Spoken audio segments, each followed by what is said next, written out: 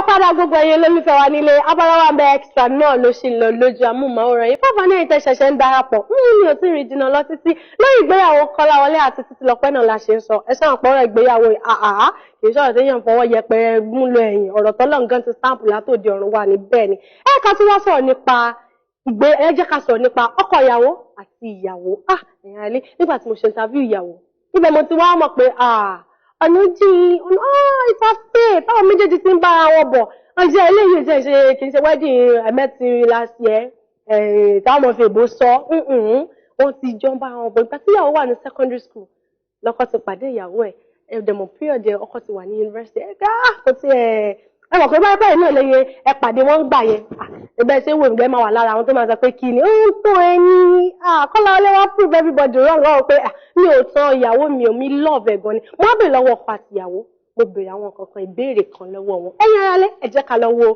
ìbéèrè tí mo bèèrè lọ́wọ́ ọkọ àti ìyàwó pàápàá jùlọ ohun tí ọkọ ní sọ fún ìyàwó àti nǹkan tí ìyàwó ní sọ fún ọkọ à ń bọ̀.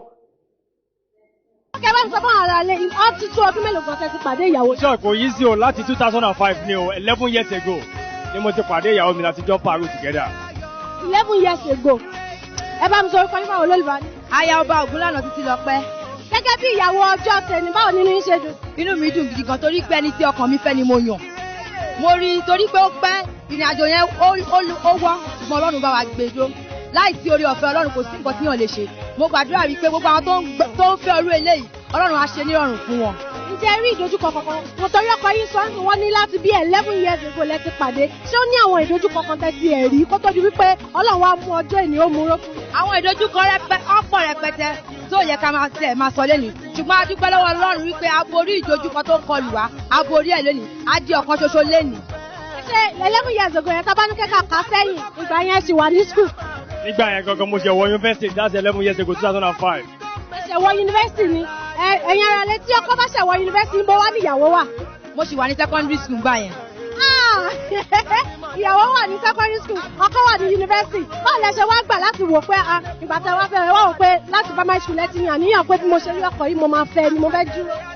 Ìdí tí mo ṣe gbà ní wípé mo ti sọ lẹ́ẹ̀kan wípé oore ọ̀fẹ́ Ọlọ́run ló gbé wa dúró láìsí oore ọ̀fẹ́ Ọlọ́run kò sí nǹkan kan nítorí pé oore ọ̀fẹ́ pọ̀ síbẹ̀ la fi wà láyé lẹ́ni ta fi dúró torí ọ̀pọ̀ ló máa ń wá ojú ọ̀nì tí kò ṣeé ṣe ṣùgbọ́n àwọn adájọ́ lẹ́ni ó ṣeé ṣe torí pé ìrìn àjò yẹn wọ́ kò sí ìjà wà ṣùgbọ́n mo dúpẹ́ lọ́wọ́ ìyá tó bí mi nítorí pé òun ló fi ẹsẹ̀ mi lélẹ̀ lẹ́ni tó jẹ́ kí n lè rí Kọ́láwọlé fẹ́ gẹ́gẹ́ bí ọkọ lónìí. Bínú yín ṣe wá dùn sí lẹ́ni tẹ̀dẹ̀ tí wá rí wọn bẹ́ẹ̀ ti grab copy yín báyìí ẹ bá mi kọrin ìfẹ́ kan fọ́kọ yín. Olómi onítẹ̀mí ọ̀rẹ́ mi olólùfẹ́ ojúkọ ṣàlàdání lọ́lọ́lúwa kò sóhun tó yà wá.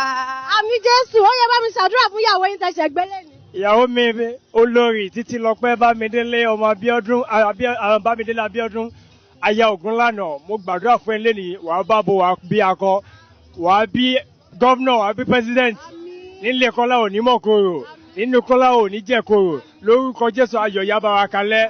Thank you very much. Àmì ẹ̀ṣẹ̀.